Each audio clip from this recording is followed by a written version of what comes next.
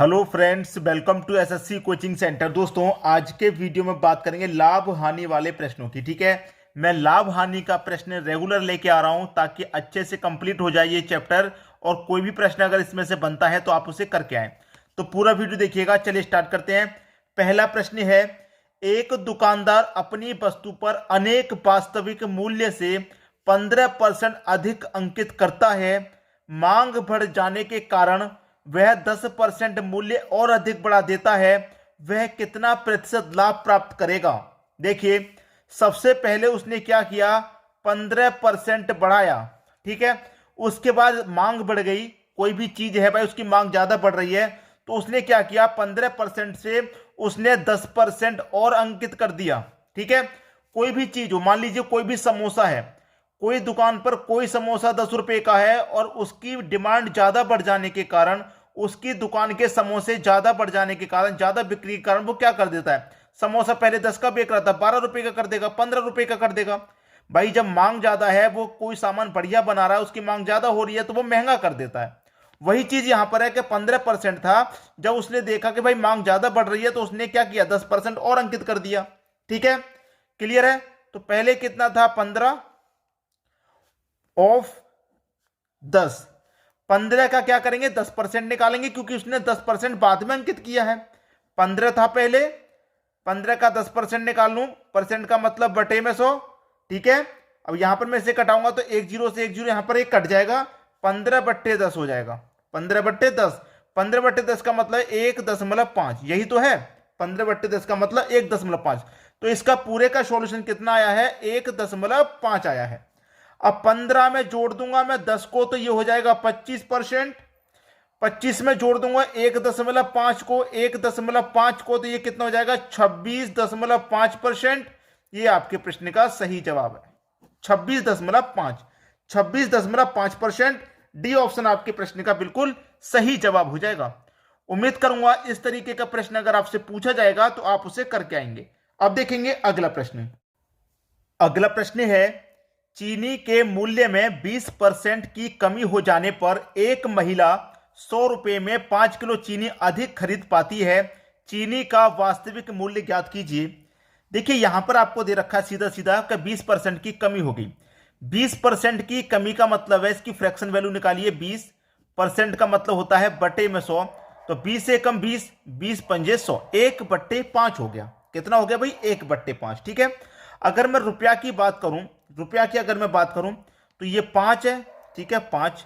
अब कमी की बात है तो नीचे में ऊपर घटा के लिखूंगा, नीचे में ऊपर घटा के लिखूंगा तो कितना हो जाएगा, 4। 5 में से घटा दूंगा 4, तो 5:4 आ गया ये।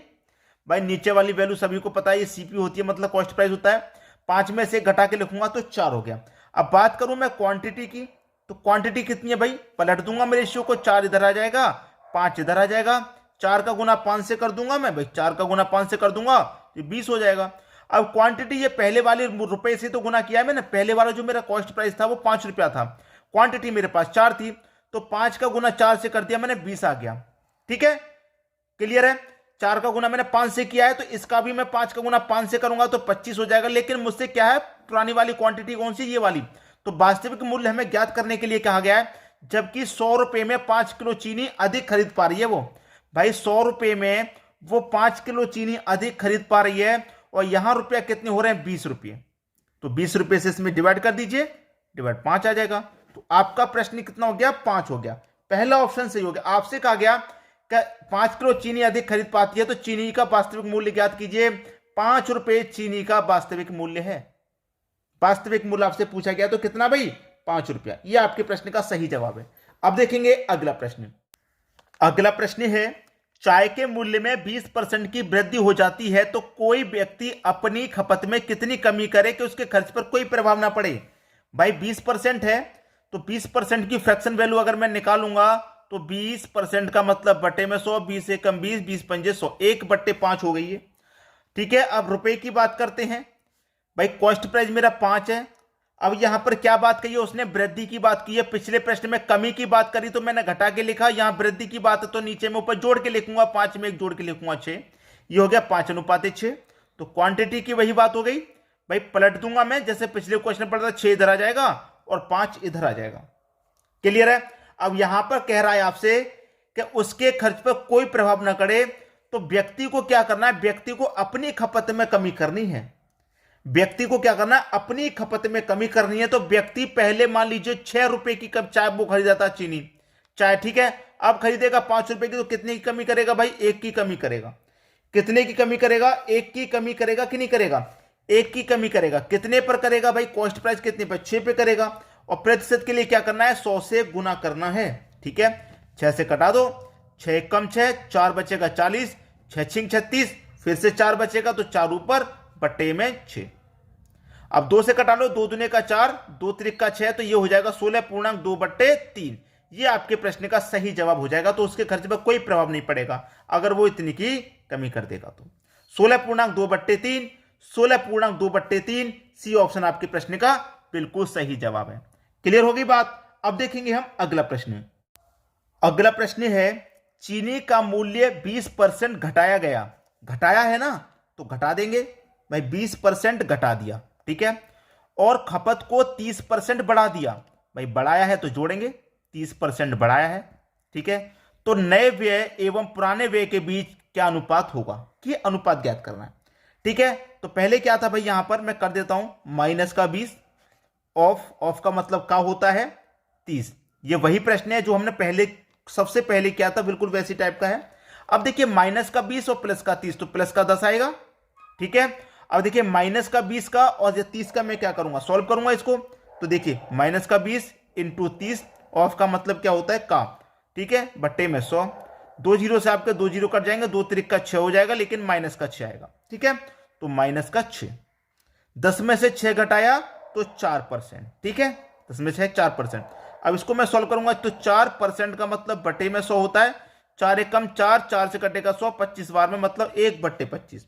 अब हमसे क्या कहा था कि घटाया और खपत को 30% बढ़ाया, तो नए एवं पुराने व्यय का बीच अनुपात ज्ञात करें, नए और पुराने का अनुपात ज्ञात करें।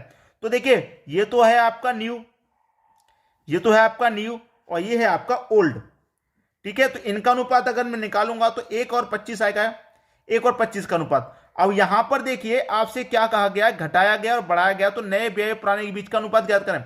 ये तो मेरा पुराना है 25, और 25 में 1 जोड़ दूंगा तो 26, तो क्या हो जाएगा, ये 26 बट्टे 25 हो जाएगा। ये मेरे प्रश्न का बिल्कुल सही जवाब 26 बट्टे 25, जो कि डी ऑप्शन में दिया गया है, ठीक है दोस्तों।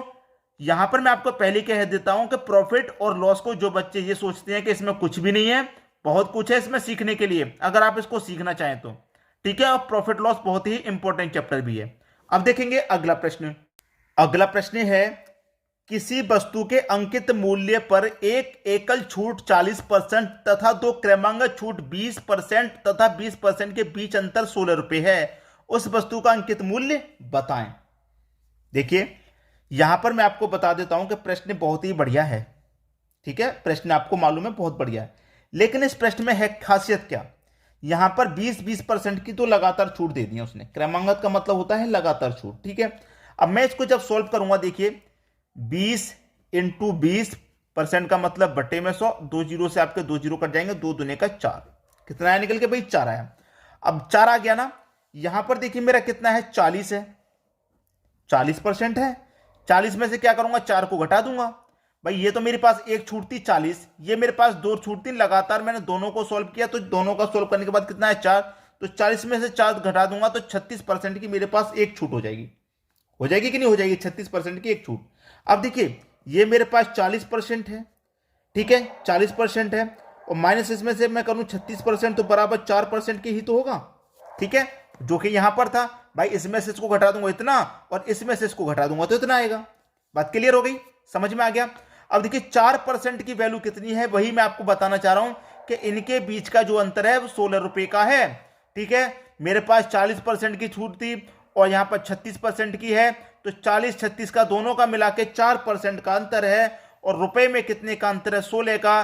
4% बराबर 16, तो 1% बराबर 4, 1% बराबर 4। तो हमको क्या करना है, अंकित मूल्य मतलब 100% का मान निकालना, तो 100 से गुना कर दो, 100 का गुना 4 से कर दो भैया, 400। ये आपके प्रश्न का सही जवाब आ गया, ठीक है। 400 कहां दे रखा है, सी ऑप्शन में, ये आपके प्रश्न का बिल्कुल सही जवाब हो जाएगा। अब देखेंगे अगला प्रश्न। अगला प्रश्न है क्रमांगत छूट 10% 20% के समतुल्य एकल छूट है। भाई 10% प्लस 20%, ठीक है, माइनस कर दो इसमें से 10 ऑफ 20, ठीक है। भाई 10 का 20% मैं निकाल लूं सीधा सीधा, 10 का 20% जो अभी तक करते हुए आए हैं, 2 जीरो से 2 जीरो कट गए, 1 का गुना 2 में करूंगा 2 हो जाएगा। तो इसका पूरे का सॉल्यूशन मेरा 2 निकल गया। 10 और 20 कितना हो गया मिलके 30, 30 में से घटा दूंगा पूरे का मान 2, तो बचेगा कितना भाई मेरे पास 28, 28 ही तो बचेगा। क्लियर, 28 बचा। अब यहां पर 28 तो किसी ऑप्शन में है ही नहीं भाई, 28 यहां पर किसी भी ऑप्शन में है क्या? आप कहेंगे किसी भी ऑप्शन में नहीं है। तो आंसर हमारा क्या हो जाएगा भाई? आंसर क्या हो जाएगा? हमारे पास कितनी संख्या है? 1 और 2, कितनी छूट है? 2 छूट है ना, तो 2 से गुना कर दीजिए बस। 28 दुने का 56। प्रॉफिट लॉस में बहुत कुछ है सीखने के लिए, मैं पहले ही बता दे रहा हूं। 56% आपके इस प्रश्न का सही आंसर है, डी ऑप्शन बिल्कुल सही। तो अभी बहुत कुछ सीखने की जरूरत है आपको प्रॉफिट लॉस में। इसी तरीके के वीडियो मैं आपके लिए लाता रहूंगा। आज आपका ये चौथा वीडियो है, 3 वीडियो मैंने बना दिए हैं, आप देख लेना जाकर के चैनल पे, ठीक है। ये आपका चौथा वीडियो है। वीडियो कैसा लगा कमेंट बॉक्स में बताइएगा। अगर अच्छा लगा है तो शेयर कर दीजिए ताकि और भी बच्चों तक वीडियो पहुंच जाए, वो भी तैयारी कर सकें। ठीक है दोस्तों, वीडियो देखने के लिए आपका बहुत बहुत धन्यवाद।